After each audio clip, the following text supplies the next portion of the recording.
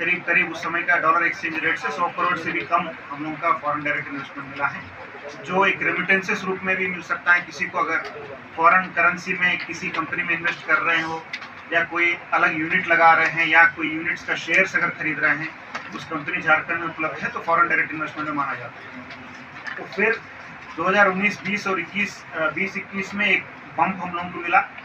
तो DPIIT के जो स्टैटिस्टिक्स हम लोगों को जो मिला है भारत सरकार का, उसके अनुसार दोनों सालों में करीब करीब हम लोगों को 13,000 करोड़ फॉरेन डायरेक्ट इन्वेस्टमेंट मिला।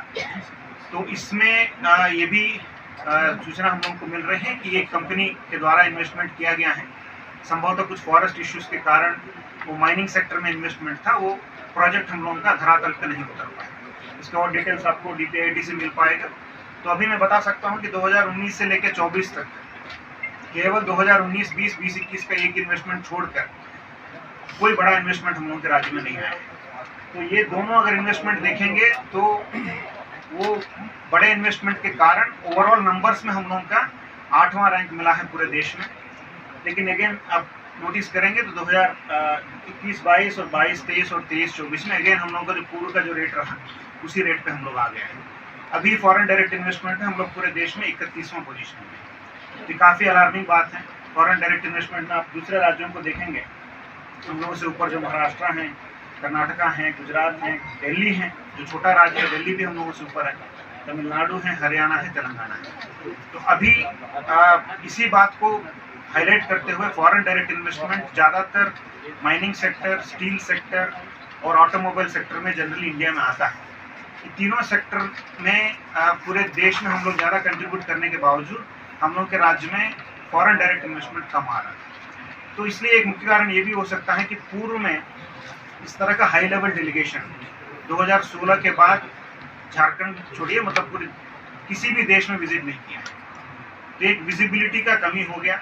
मैं कोई विशेष नाम नहीं लेना चाहता हूँ, लेकिन आप भी न्यूज़ कवर करते हैं तो देश के कई सारे ऐसे राज्य हैं, ऐसे मुख्यमंत्री महोदय हैं, ऐसे हाई लेवल डेलीगेशन हैं जो सालों में 4-5 विजिट इस तरह का करते हैं। तो एक तरह का विजिबिलिटी की कमी होना भी एक इम्पोर्टेंट मैं मानता हूँ कि ड्रॉबैक है। इसी एनालिसिस के तहत हम लोग लुक ईस्ट और लुक वेस्ट दोनों तरफ पॉलिसी हम लोग बनाए हैं, क्योंकि विजिट 2016 में US और कनाडा में हुआ था। तो जो भी कारणवश वहाँ से ज़्यादा इन्वेस्टमेंट हम लोगों को जो आशाजनक नहीं आया, तो हम लोग यूरोप का भी हम लोग वहाँ हम लोग फोकस नहीं कर पाए। और DPIIT के स्टैटिस्टिक्स के तहत भी हम लोगों को यूरोप से ही 98% हम लोगों को इन्वेस्टमेंट आया था। तो इसीलिए यूरोपियन कंट्रीज का हम लोगों का प्राथमिकता रहा। कुछ देशों में फोकस किए, वहाँ अभी चुनाव हो रहा है, कहीं स्थिति इतना कंड्यूसिव नहीं है इन्वेस्टर समिट करने के लिए, तो वहाँ के एम्बेसी से हम लोग संपर्क किए। तो जो पॉजिटिव रिस्पॉन्स जहाँ मिला, वैसे देश स्पेन और स्वीडन में हम लोगों का टीम विजिट किया। एक सदर्न पार्ट ऑफ यूरोप में, एक नॉर्थर्न पार्ट ऑफ यूरोप में। तो इसी तरह हम लोग ईस्टर्न साइड भी जापान, ताइवान और ऑस्ट्रेलिया को भी हम लोग अभी इन्वेस्टमेंट डेस्टिनेशन के रूप में आइडेंटिफाई किया है। संभवतः फ्यूचर में इस तरह भी हम लोग कार्य करते हैं। इसके साथ साथ कई सारे इसमें इम्पोर्टेंट फैक्टर्स हैं, जैसे स्टील, मेटलर्जी, माइन रिक्लेमेशन, ये सब पे प्रोजेक्ट्स हम लोग लेने के उद्देश्य के साथ वहाँ गए। स्पेन विशेषकर अभी 2026 साल जो है इंडिया और स्पेन के बीच में एक विशेष साल के रूप में मनाया जाएगा। बायलैटरल रिलेशंस का 75 ईयर्स कंप्लीट होने के विशेष अवसर पर 2026 इंडो स्पेनिश कोलैबोरेशन ईयर के रूप में हम लोग मनाते हैं। तो एम्बेसी से भी काफ़ी पॉजिटिव रेस्पॉन्स हम लोग को मिला, क्योंकि आप जानते हैं कि डिफेंस सेक्टर में भी स्पेन इंडिया में इन्वेस्ट कर रहा है। गुजरात में अगर आप देखेंगे तो एयरबस स्पेन का कंपनी है, वो हम लोगों के लिए एयरक्राफ्ट से बना रहे हैं। तो इसी उद्देश्य के साथ हम लोग ज़्यादा सबमरीन्स भी इंडिया के लिए स्पेनिश कंपनीज बना रहे हैं, और इंडिया में 280 स्पेनिश कंपनीज ऑलरेडी काम कर रहे हैं। तो अनफॉर्चुनेटली हम लोग के पास अभी तक कोई स्पेनिश कंपनी का प्रेजेंस हमारे राज्य में नहीं है, तो ये एक अवसर हम लोगों को लगा। इसी तरह स्वीडन आप देखते हैं तो ऑटोमोबाइल के लिए, स्पेशली इलेक्ट्रिक व्हीकल्स के लिए, वो एक डेस्टिनेशन के रूप में देख सकते हैं पूरे दुनिया में। वहाँ वोल्वो, पोलस्टार और स्कैनिया, कई सारे एडवांस इलेक्ट्रिक व्हीकल टेक्नोलॉजी वाला फॉर्म्स वहाँ है। मेन वोल्वो का मेन यूनिट भी वही है।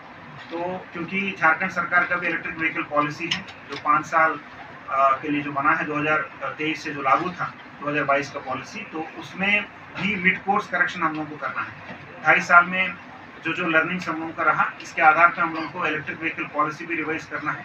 उसके लिए एक समिति भी सचिव महोदय की अध्यक्षता में बना हुआ है। तो एक नॉलेज विजिट भी हम लोगों का हुआ कि इलेक्ट्रिक व्हीकल मैन्युफैक्चरिंग से लेकर किस तरह का इंसेंटिव कई देश दे रहा है।